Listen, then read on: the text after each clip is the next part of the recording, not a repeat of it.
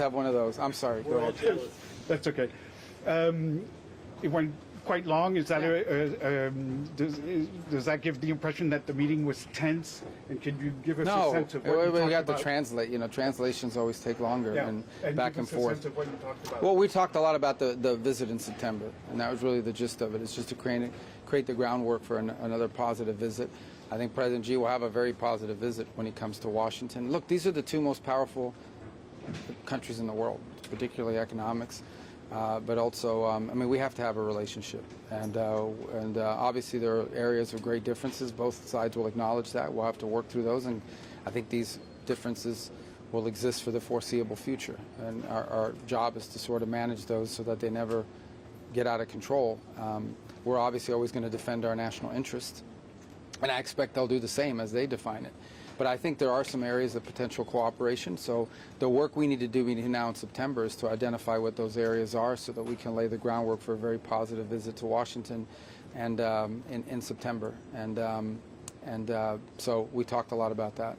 Was there disagreement on election interference? We didn't discuss that topic. Mr. Secretary, are China and Russia giving targeting information to Iran? These last few attacks have been very devastating to U.S. troops. Look, all I would say is that, anytime you're in a combat zone like that, there's danger associated with it. I mean, at the end, this actually proves the point that this is what Iran has been investing its money in for the last 20 years. But are China and Russia giving targeting information? I'm not going to discuss that other than to say that nothing that's happened, nothing that China has done has in any way changed the trajectory of what you're seeing in terms of the conflicts we're having with Iran. And in fact, in some cases, they've actually been quite cooperative. With regards to what they potentially could have done but didn't do. I think the Chinese, and I'll let them tell you, but I don't think they're big fans of what Iran is trying to do in the Straits. In fact, they've said so publicly that they oppose tolling or any sort of restraint on freedom of navigation in the Straits. And, we hope they'll continue to say that, and it's important that other countries say that as well. President Secretary was asked a similar question. I'd like to pose it to you. Is the U.S. strategy to strike Iran into submission? And why do you think Iran is not giving in right now? Well, look, the United States is, Iran's in a lot of trouble. I mean, at the end of the day, they obviously don't have a free press that reports on for example, you guys will report on, the impact it's having on the U.S. economy and gas prices and this and that. They don't have that in Iran. But I can tell you they're facing hyperinflation, runaway inflation, high food costs. These are all pre-existing. They've all gotten worse. They've suffered a tremendous amount of damage to their military infrastructure, but they've also spent 20 years taking every penny they have and not spending it on their country. They spent it on sponsoring terrorist groups and building up their missiles and their drone systems. And this is what you're seeing them use now, which is greatly diminished, is exactly the conventional shield that they were going to hide behind to pursue a nuclear program and challenge the world to do anything about it. Or face the wrath of what they were doing. A year from now, Iran would have had so many missiles and drones that they would have been behind a conventional shield that would have given them immunity to do whatever they wanted. So right now, however, I can just say here's what's happening. It's pretty straightforward. Ships are trying to go through the Straits, and they're getting blown up. Commercial ships are going through the Straits, and they're being blown up. The United States is defending that shipping, and in addition, is targeting the places that are launching against those ships to continue to degrade Iran's ability to target and harm global shipping. So that's what's happening here, and that's what we're focused on. You mentioned this morning that Iran isn't keeping its commitment. So even if MOU is revived, what can be done to yield different results? Well, look, all these things are compliance-based, right? I mean, if you make a deal, if you sign on to an agreement and then you violate the agreement's no longer valid. That doesn't mean you can't have a future agreement, but ultimately that future agreement will have to be judged on whether or not you're complying with the conditions. And that deal called for the opening of the Straits, free and fair navigation. In fact, they were supposed to put out a statement to that regard a week and a half ago. And instead, on the day they were supposed to put out that statement, instead of doing that, they targeted and blew up or hit a ship. So we remain open to diplomacy. We remain open to working it out in a negotiated way. But right now, they don't seem to be serious about that. And so we're going to continue to protect shipping. We think other countries should join us in that endeavor. We don't need them to, but they should, because they're more impacted by it than we are. And at the same time, we are going to, when the opportunity presents itself, degrade their ability to target global shipping. China's been sending its Coast Guard. The what now? China's been sending its Coast Guard in toward Taiwan, doing patrols near Taiwan. I know the U.S. has said this has been destabilizing. Did you raise that with Washington? It always comes up in every one of our meetings because we obviously disagree with those actions. And we actually think that they run contrary to the spirit of what we're trying to work out with them with regards to strategic stability. But the bigger point to make in that regard is that the U.S. will continue to, we're never going to accept that international waterways are somehow under the control of other countries. We'll continue to sail through international waterways and freedom of navigation efforts of that kind, and we'll continue to live up to our commitments, for example, with the Philippines and other countries in terms of the treaty commitments that we have. Again, it speaks to areas of disagreement when it comes to our policies with China. Those need to be managed very carefully because obviously a conflict, be it economic or otherwise, between the U.S. and China would have a dramatic global impact. So the difficult job of geopolitics and foreign policy is managing your differences and not doing anything that runs contrary to our national interests, but at the same time trying to avoid conflict that could lead to something really catastrophic for the world. And I think we have an obligation to do that, which is why it's important for us to continue to talk to China, irrespective of our differences. It's important to, if you go back to the height of the Cold War, even in the height of the Cold War, even in its most tense moments, the United States and the Soviet Union were communicated, at least at a military-to-military level and even at a diplomatic level. And in many ways, that prevented catastrophe. So I'm not saying we're at that stage with China, but what I am saying is it would frankly be reckless and irresponsible for the U.S. and China not to have a relationship, given the impact our countries have on the global economy and on the world. Did you discuss with China, with Minister Wang Yi, the working group, or any more details of the Board of Trade, Board of Investment? Yes, we did. Ideas? We did, and we're moving towards implementation of that, and I think that's one of the potential, concrete deliverables that we can have before September when that visit happens. And again, those are good ideas, and they come in the aftermath of the visit we took to China earlier this year, and so we did discuss that, yes. Russia's Lavrov revealed that he's going to be meeting with you tomorrow. Yeah. If that happens, are you going to press him on Ukraine, or are you simply No, we're going to. I don't know if the term is press him. We're going to talk about it.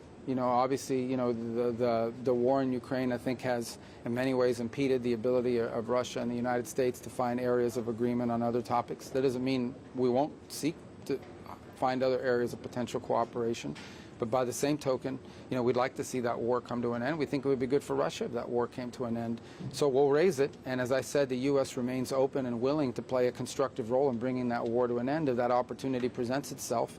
And it might. We're open to it, to playing that role, because we think right now, and I think the Russians would agree, we're probably the only country in the world that can play that role in trying to bring that to an end. What kind of role is the U.S. playing right now in doing that? I mean, there's still some kind of quiet talks going on, or outreach by? Well, I think that you've seen kind of fall off a little bit over the last few months. Perhaps there are now new conditions in place that will allow that conversation to happen. It's one of the things we'll explore tomorrow in our conversation. I saw the Foreign Minister Lavrov last night briefly. We didn't talk about any of this, but I saw him last night when he arrived at the opening dinner, and we'll talk more tomorrow. Obviously, to be fair to you guys, I mean, a lot of stuff I'll talk to him about, I'm not going to put in a press release because it undermines the ability to find understandings. But we'll talk about it and see if there's an opening now or an opportunity for us to play a constructive role. But there are other areas that the U.S. and Russia can cooperate on that we, again, going back to the point I made about China, this is very simple. Russia possesses we are the two largest nuclear armed countries on the planet. For us not to talk would be reckless and irresponsible. We have to have a relationship with the Russian government, even though we have areas of disagreement. And in the case of Ukraine, perhaps an opportunity to, if we can play a constructive role, to bring it to an end. So, I'm sure that'll come up tomorrow, there's no doubt. But we'll talk about some other stuff, too. The Wall Street Journal is reporting that President Trump has approved a nuclear deal with Saudi Arabia. Do you have any details on that? Yeah, I'll let the White House officials sort of put out an official statement about anything with regards to that. But I saw the same reporting this morning. But let me let that go through. And if I'd prefer it be put out when there is something to say. We'll say it through official channels. Has the U.S. asked South Korea or other Asian allies to contribute naval assets or something else? We didn't ask them that today. Look, I think it's to their benefit, right? If you look at the region, they heavily depend on oil and natural gas that comes from this part of the world. Now, one of the interesting things you've seen is that the supplies that are reaching many of the countries in the region have begun to change. They're buying more LNG from us than ever before. They're also buying more oil from us than ever before. So I think some of the changes you have seen and where people are getting their energy are going to be permanent after what you've seen here. But nonetheless, the Straits remain an important source of energy for many of the countries in this region. It's about 20% of the global oil that's purchased. So I think we think it'd be to their benefit to participate in an effort. Did you make that ask today in these conversations? We didn't ask directly today, but we've had those conversations with them in the past. Every country has different restrictions on what they need to do in order to authorize that. Some have to get legislative approval. Some can do it unilaterally. Every country is different. But we've certainly raised it with different countries. We don't need them to do it, but we think it would be beneficial if they did. And some of these countries have unique capabilities in terms of mine clearing and things of that nature. So it'd be great if they join the effort, and I think some of them may eventually do so. It's in their interest to do so, but we didn't reach any agreement on that today. Frankly, it wasn't the cornerstone of what our conversations were about. Mr. Secretary, a lot of the ASEAN countries have expressed how terrible the war in Iran is for them when it comes to economically and the energy crunch. But Israel's finance minister sort of struck a tone in a different direction, said that the tit for tat is actually the best possible situation for Israel because it's weakening Iran. Does this show that there are some differences between the United States and Israel when it comes to how they view this war? The United States is trying to end this. For the Israelis, the hostilities continuing is in their benefit. Yeah, look, I can't comment on what one individual in government said in Israel. You know, I can just generally tell you that by and large, we think that a nuclear-armed Iran is an unacceptable thing. It can't happen. And that's what they were going to do if they hid behind this conventional shield that they were building. And the president just was going to stand by and allow that to happen. Within 2 years, Iran could say, we're breaking out to a nuclear weapon, you can't do anything about it, or we're going to overwhelm you with tens of thousands of drones and missiles, which they were on pace to build. They can't do that now. That certainly weakened them. As far as the impact it's had on the global economy, I mean, Iran is targeting global shipping in international waterway and demanding to control which ships can go and which ones cannot. That just is unacceptable. We're not going to accept that. We're not going to allow that to be the status quo. But ultimately, there are other countries that should feel just as strongly as we do because they're actually more impacted by it than we are. Did you discuss with Minister Jai Shankar, did he raise at all any concern by India about the tariffs announced by the president on generic drug makers? A lot of Americans buy their generic drugs from Indian companies that import. Is that something that came up in your discussions at all? I mean, not with me. I mean, we didn't get into depth on pharmaceuticals today. Obviously, I would expect them to be concerned about it, but they didn't raise it today. But they might have with others in our system because we obviously deal with the Indians. We're very close to them. So. Mr. Secretary, you and the president have been very blunt in your anti-communist language. Recently, you put out that recent report on Cuba. Don't you think it's inconsistent in that you haven't addressed the same issues with China? They're the largest communist party in the world, 100 million. Yeah, but our issues with communist interference inside of our country. Like, that report was about what these different elements do to interfere in our country and to undermine our foreign policy. The president recently talked about Chinese election interference in the U.S., and as we know, there are many other ways in which China has influence within the U.S. Well, again, what the president put out on Thursday, that was a declassification of documents from our intelligence community. That's what he put out. He declassified intelligence assessments from our intelligence community. But your question was about communist influence. Yeah, the United States doesn't want to be a communist country. We're never going to be a communist country, and we're not going to allow communist influences to undermine our politics or our society. So I don't know what the inconsistency you're referring to is. It's very clear. Obviously we understand the Chinese system and other systems, but I can tell you our system doesn't want communism, and we're certainly not going to allow communist efforts to undermine American society and drive wedges into our country, and that's what we're seeing. And by the way, one of the leading culprits of that for many years, the intellectual authors, particularly in our hemisphere, is the Cuban regime, which our report on Monday outlined. Are Cubans having a bigger impact Did on you Chinese? express concern regarding the clash between China and the Philippines in the South China Sea? Did we discuss it with? Clash between China and the Philippines in the South China Sea. Oh yeah, it's been a high-profile issue. We've all seen it, and it's a sort of an escalatory thing that we think is very negative, and benefits no one. And obviously, we've reiterated in every meeting we've had that the U.S. has a treaty arrangement with the Philippines. I believe we're the only treaty partner the Philippines has. We intend to live up to our treaty obligations, and I think we've done so, and will continue to do so. With sense of escalation, how difficult is it to inspire confidence at these meetings, such as the ones you've had today, that the U.S. can bring a quick end to the war in Iran?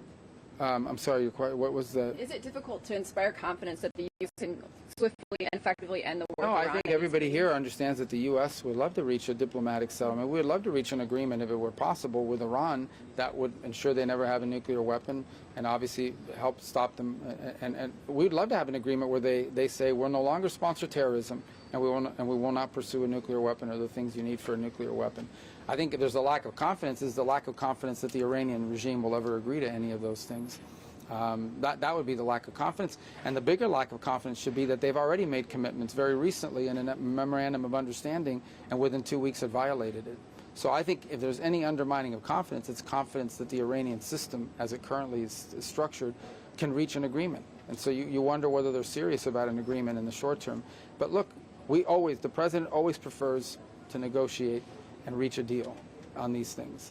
And we're willing to do that. And we've tried to do that now for a year and a half, but we're also not going to sit by and let ships be blown up or Americans be attacked. Do you see any hope for a compromise? If Iran refuses to negotiate seriously. Who's this? If Iran refuses to negotiate Iran? seriously, Yeah. what is the next step? So more sanctions, more military actions? Are you prepared for long-term confrontation by Iran? Well, the president has many options available to him if they continue to insist on not being cooperative, and I won't get ahead of the president on any of those, but I think Iran knows we have many options as well. The president suggested that Iran should be added to Russia's Sanctions Act.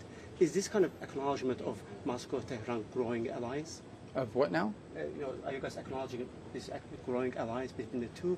Because you're suggesting to add Iran to Russia's Sanctions Act. Oh, I just think the president views as a legislative vehicle that's going to pass in Congress and provides him more authorities to impose higher economic costs on Iran if it's necessary to do so. So I don't think it has. I think it's just a bill that's moving, and it's a sanctions bill, and so it makes sense if you're going to add additional sanctions to do it to that bill. On Cuba, is the goal still creating regime change through economic collapse, or is the military option? I think the goal is to have a Cuba where the people of Cuba can experience prosperity, safety, security, and a better life moving forward. The way Cubans are able to do all over the world when they leave Cuba, and we're prepared to be very realistic about how you do that, and patient about how you get in a serious process that leads to that. And we've engaged them from time to time in that regard, and they know where we stand on that issue, and hopefully that's where it arrives. The fundamental problem Cuba has right now is two things. Number one is their economic system doesn't work because that economic system doesn't exist anywhere else in the world. It's completely backwards. It just doesn't work, and that's why people have to leave that country. And number two, they're no longer getting free oil from Venezuela. That's their biggest problem. They're not getting free oil from Venezuela, which, by the way, they weren't using for their power grid. They were taking about 60% of the free oil they were getting from Venezuela and reselling it for cash. So the biggest problem Cuba has is that their regime is a disaster, their economic model doesn't work, and the people who run the country don't know what the hell they're doing. And all they're most interested in is holding on to power. They are afraid of economic prosperity because they are afraid that economic prosperity and economic liberties they will lose control over people. And that's always been the struggle they faced in recent times. But again, look, just today, we began shipping over $100 million of humanitarian assistance to Cuba, which will be distributed by non-governmental entities on the ground. So, we're willing to engage with them. We've engaged with them in the past. We'll keep talking to them about the kind of changes they can make. But this is 90 miles from our shores. This is a government that has spent, a regime that has spent the better part of 30, 40, 50 years destabilizing the region and the movements that they've supported. And they've lost, 10 to 15% of their population since 2021 because of how mismanaged the country is. We want it to have a better future, and we're prepared to do things that help them get there. But they have to decide they want to do that. The people that are in charge there right now just don't want to do it. It's unfortunate. The Very sad. administration Very was sad. talking about how they expected just to follow up, to see regime change or to see big changes in Cuba, economic, political, by the end of this year. That's what a lot of them were saying. Who's a lot of them? Who was saying that? People within the administration who work on this issue. Like who? Because I work on this issue more than anybody else. They weren't predicting it, but there was an expectation that Cuba was so. No, look, guys. I mean, this global affairs are not like. We're not a mini-series. Like you get in 3 episodes and it's over. I mean, global affairs are difficult. You're talking about a system that's been in place, since 1959. You're talking about a country that suffered tremendously because of poor leadership and a bad economic model. You're talking about a regime that survived all these years because they had a foreign sponsor, be it the Soviet Union or Hugo Chavez. They don't have that anymore. So, you know, these are complex things that take time, and obviously we're prepared to do what we can do to effectuate a positive change in Cuba because it directly impacts our national security. Cuba matters to us because it's 90 miles from our shores and it has a direct impact on our national security, be it the things they've been involved in the past, the countries they've aligned with in the past and currently, or the threat of mass migration, which is always a risk that you run when countries are as deeply destabilized as Cuba is. It's a failed state.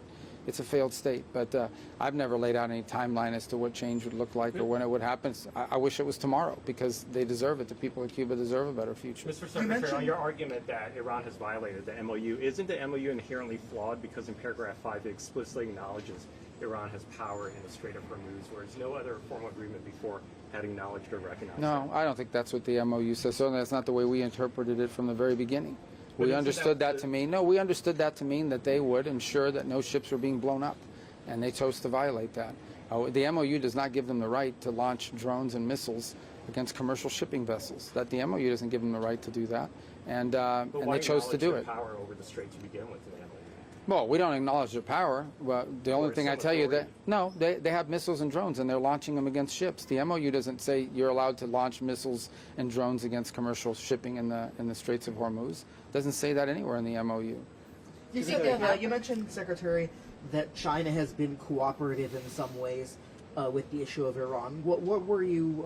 Well, I'm not going to tell you about all of them, but I'm going to tell you one in particular, Sure. and that is they've been pretty clear that they don't support any tolling or restrictions on global shipping through an international waterway. And a statement like that from a country like China is important. How concerning is the Houthi threat for the additional shipments of energy for the Saudis?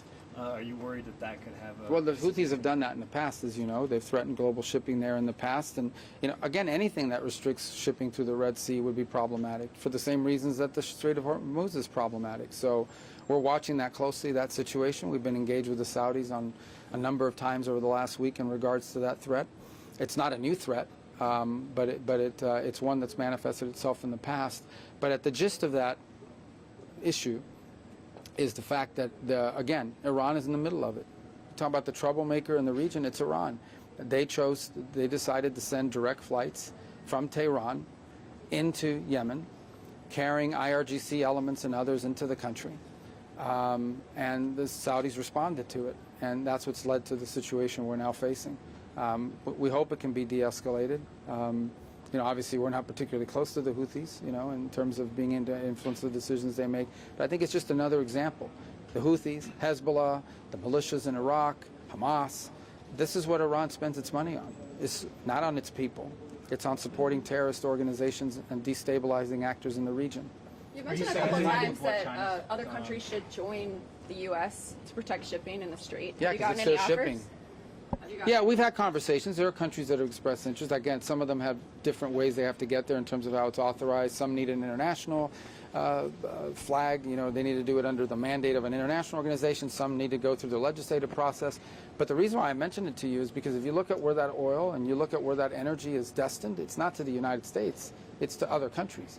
And so, plus I think every country in the world has an interest in protecting the right of shipping in international waters and freedom of navigation. I know you don't want to get into the details on the Saudi civilian nuclear agreement, but just most broadly, for people who have non-proliferation concerns, for people who listen to U.S. rhetoric about how dangerous it would be for another country to get a nuclear weapon, doesn't having a less than gold standard agreement in the Middle East run a risk? Well, I'm not going to opine directly on that agreement. We're going to put out, even when the moment is appropriate, we'll put out that in writing. We have to do it with Congress anyways, so we'll certainly do it publicly. But suffice it to say, the U.S. is not going to reach any agreement with any country in the world that leads to the risk of proliferation. Did you discuss non-proliferation in the meeting with the Chinese, or will you be bringing that up with Mr. Lavrov tomorrow? On nuclear? Yeah. Well, we didn't talk about it this time. We've talked about it in the past, and I think the President's point, and he's right, is in the modern era, if we're going to have a nuclear arms restriction talks and arms control talks, it has to include the Chinese side because they're rapidly building their own nuclear capabilities.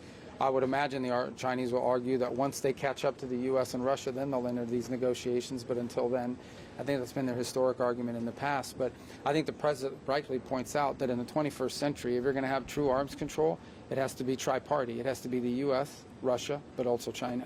But we didn't discuss it Are today. you satisfied with what China's been doing on the fentanyl issue? It was the basis for a lot of tariffs that appear to be, they keep getting struck down. Well, we continue to talk to them about that issue, and obviously I think we've made some progress.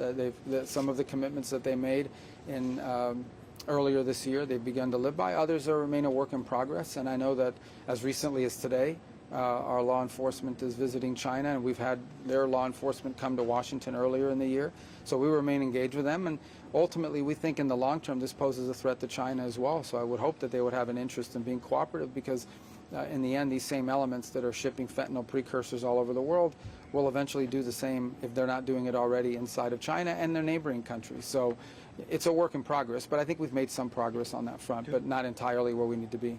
You met with Japanese foreign minister. Yes. And China has been its economic and military pressure on Japan. So how do you see the worsening of Japan-China relationship?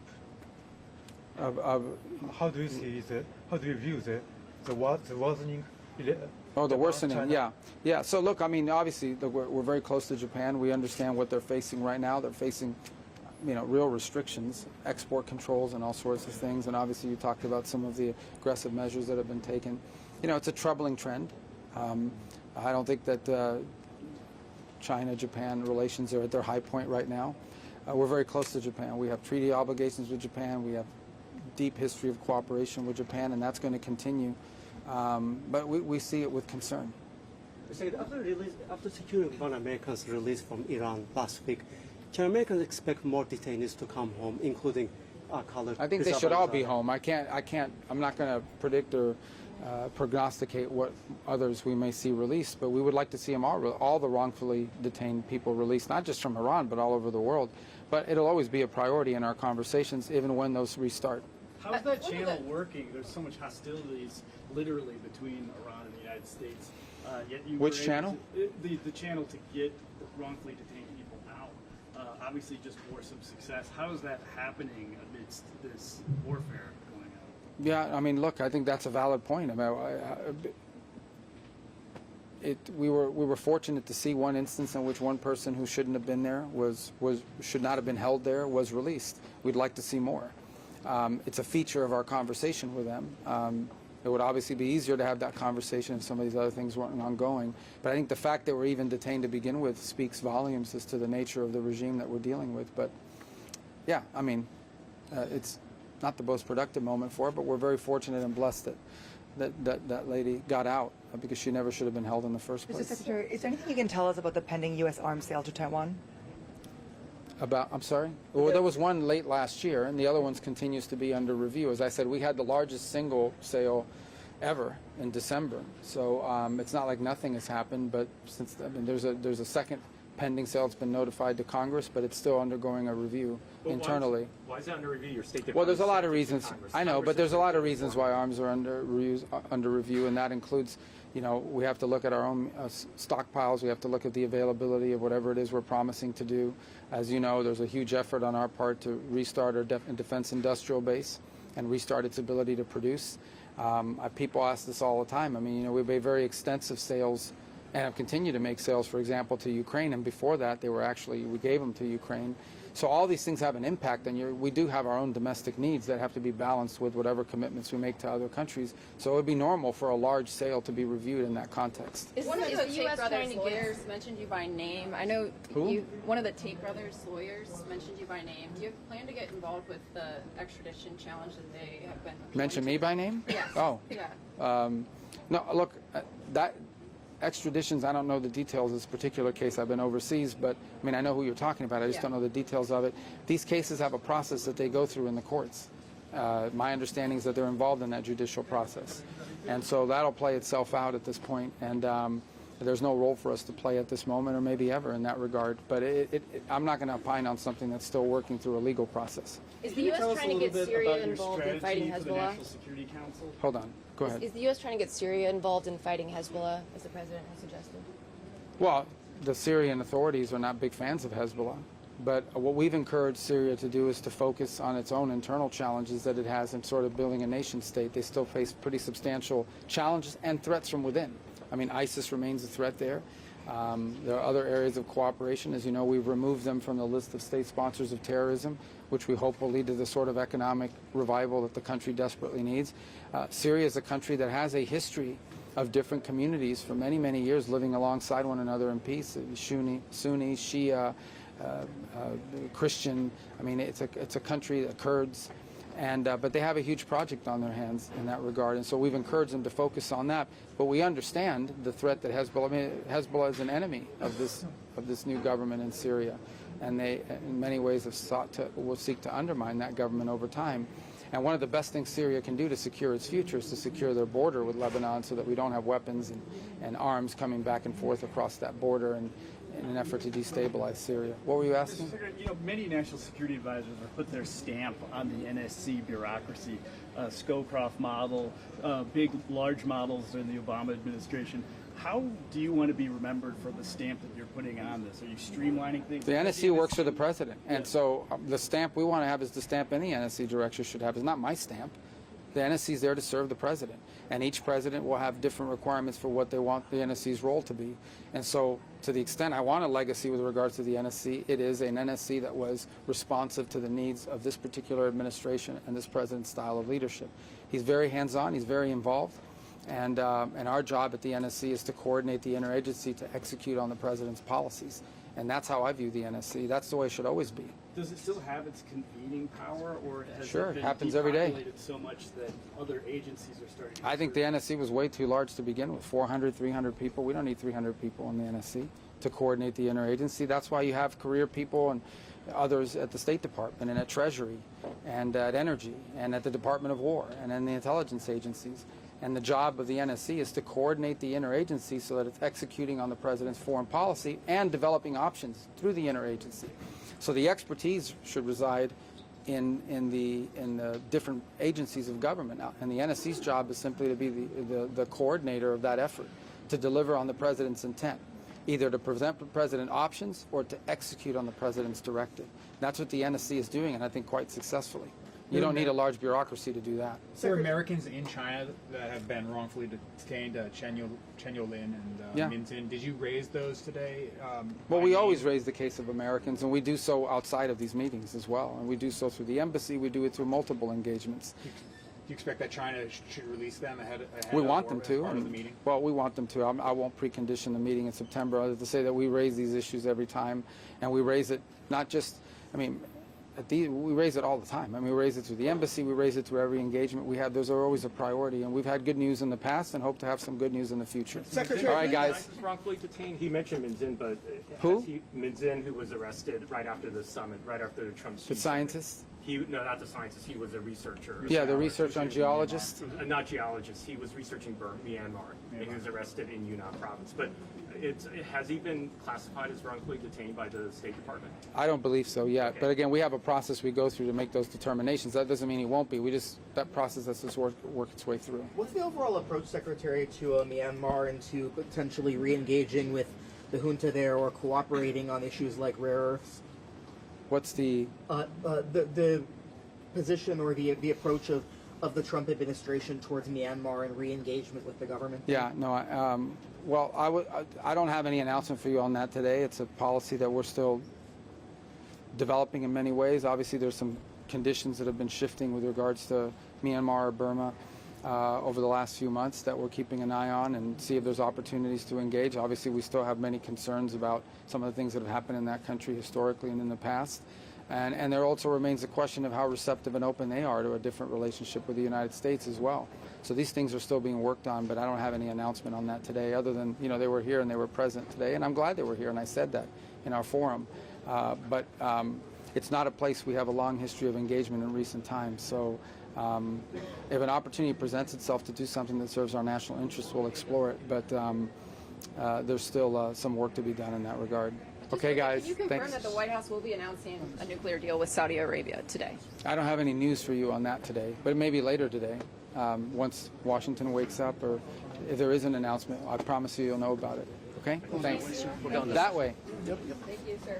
This guy goes breaking up. Second time they're stealing a whole room.